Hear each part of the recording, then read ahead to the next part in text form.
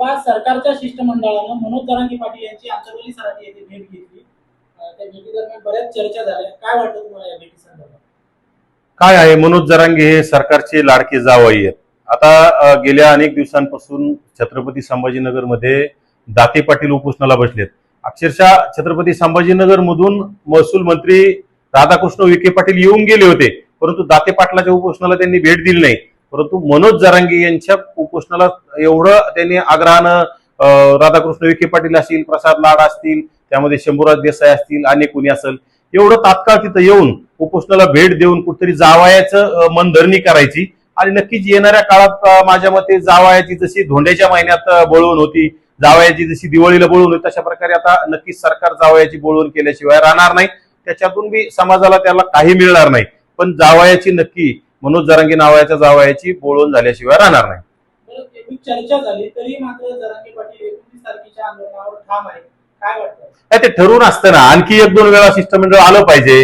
जरांगे उन्हात उपोषणाला बसले होते त्यावेळेस बी त्यांनी असंच हट्ट धरला होता, त्याच्या अगोदर सुद्धा शिष्टमंडळ येऊन त्यांना भेटून गेलं होतं। परंतु ज्यावेळी पुन्हा मग उपोषणाला बसल्याच्या नंतर दिवसभर बसले, दुपारी आलं शिष्टमंडळ, पुन्हा संध्याकाळी उपोषण सोडलं।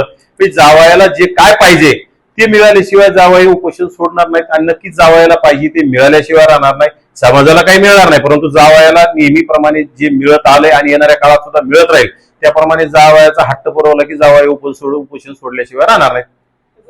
जरांगे यांनी राज्यातील मराठा समाज बांधवांना 28 तारखेला आंतरवाले सराटीमध्ये तुमचं जे घराणं आहे ते घराणं घेऊन या असं आवाहन केलेलं आहे। नक्कीच आता त्यांचा समाजाचा प्रश्न आहे, त्यांनी समाजाच्या प्रश्नावर लोकांना बोलवलं असेल तर ज्या त्या समाजाचे लोक तिथं जातील, ज्याचे प्रश्न असतील, परंतु सोडवता येणारे प्रश्न असले तर सोडवता येतील।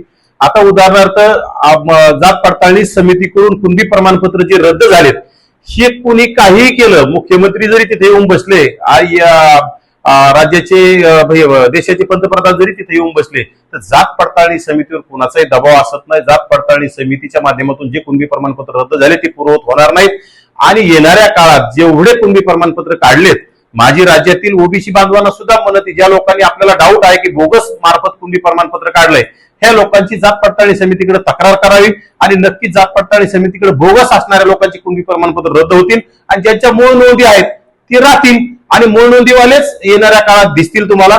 जरांगेने किती मागितले, राज्य सरकारने किती दिले, तरी कुणबी प्रमाणपत्र टिकत नसतात। जे सत्य आहे ते सत्य राहील, जे असत्य आहे ते असत्य राहील। ज्या शिष्टमंडळासोबत जरांगे पाटील यांची भेट झाली, चर्चा झाली, त्यावेळी विखे पाटलांनी त्यांना विनंती केली की जरांगेंनी 29च्या उपोषणासंदर्भात फेरविचार करावा, मात्र तरीही जरांगे पाटील उपोषणावर ठाम आहेत।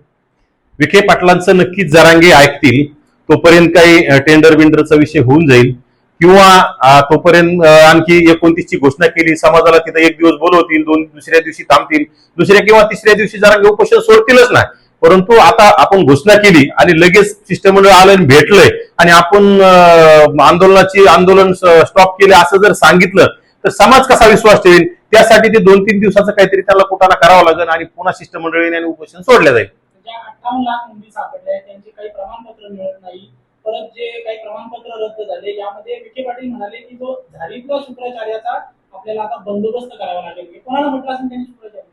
आता ते विखे पाटलांनाच विचारावं लागेल, परंतु विखे पाटलांनी कुठला झारीतला जरी शुक्राचार्य शोधला, आणि झारीतल्या शुक्राचार्याला असं तुम्ही उभा जरी सुळावर जरी उभा केलं, परंतु जे बोगस नोंदी मार्फत कुणबी प्रमाणपत्र काढलेत, ज्याप्रमाणे छत्रपती संभाजीनगरच्या गोलटगाव जिल्हा परिषद गटामध्ये जे हनुमंतांचं यशवंता करून घेतलं होतं, तसे जर खोटे दस्तावेज बनून बोगस कुणबी नोंदी मार्फत काढलेले प्रमाणपत्र रद्दच होणार आहेत। तुम्ही झारीत शुक्राचार्य शोधला काय, किंवा कोणी अन्य नारद मुनी शोधला काय, ते प्रमाणपत्र तुम्हाला पूर्ववत होणार नाहीत, रद्द झालेले रद्दच राहतील। आणि राज्यामध्ये अनेक कुणबी प्रमाणपत्र येणाऱ्या काळात रद्द झालेले तुम्हाला पाहायला मिळतील। राज्यामध्ये ओबीसी समाजाने सुद्धा ठरवलंय, ज्या लोकांनी बोगस नोंदी मार्फत काढलेत त्यांना दाद मागायची, त्यांच्या विरोधात दाद मागायची न्यायालयात असेल किंवा जात पडताळणी समितीकडे, तिथं ते रद्द केल्याशिवाय ओबीसी सुद्धा स्वस्त बसणार नाही। तसंच या भेटीदरम्यान विखे पाटील म्हटले की जे प्रमाणपत्र रद्द होत आहे ते राजकीय कारणास्तव काही जात प्रमाणपत्र रद्द होत आहे, हा कुठला दावा आहे? आता हे फक्त जरांगे समोर बोलायचा विषय असतो, त्या विखे पाटलांना सुद्धा माहित आहे की राजकीय असो का कुठला असो, बोगस नोंदी मार्फत काढलेलं प्रमाणपत्र रद्द होणारे मुख्यमंत्र्याला माहिती, सगळ्याला माहिती आहे। जे अवैध आहे ते अवैधच राहणार, जे वैध आहे ते वैध ठरणार। तुम्ही जर चुकीच्या माध्यमातून कुणाला प्रेशर करून हाताने खाडा करून कुणबीच्या मराठ्याच्या आधी कुक लिहितान किंवा कुणबी लिहितान, वेगळी अक्षर वेगळं राहील, साई वेगळी राहील, असे कुणबी प्रमाणपत्र टिकणार नाहीत. आणि माझं तर राज्यातील मराठा समाजाला कळकळीची विनंती, खोटी प्रमाणपत्र काढून विनाकारण तुमचा सुद्धा वेळ गवायला घालू नका.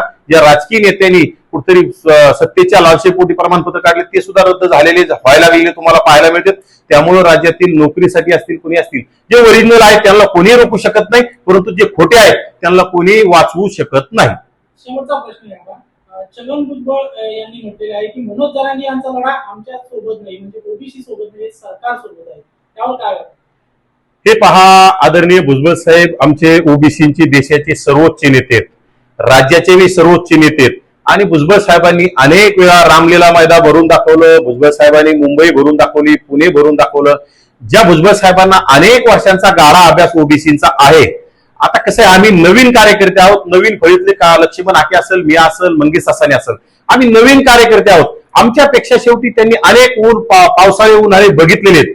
त्यामुळं मला भुजबळ साहेबांची भेट घेतल्यावर, भुजबळ साहेबांची चर्चा झाल्यावर याच्यावर बोलता येईल. परंतु राज्यामध्ये अनेक बोगस नोंदीमार्फत कुणबी प्रमाणपत्र वाटप झाले, ते रद्द होत आहेत. त्यानुसार भुजबळ साहेबांना विश्वास असेल की जे बोगस आहेत ते बोगसच ठरतील आणि जे वैध आहेत ते वैध ठरतील. त्यामुळे भुजबळ साहेब असं बोलले असू शकतात, परंतु नक्कीच मी उद्या किंवा परवा आदरणीय भुजबळ साहेबांची भेट घेऊन त्यांच्याशी चर्चा करणार आहे आणि त्यानंतर तुमच्याशी मी बोलू शकतो.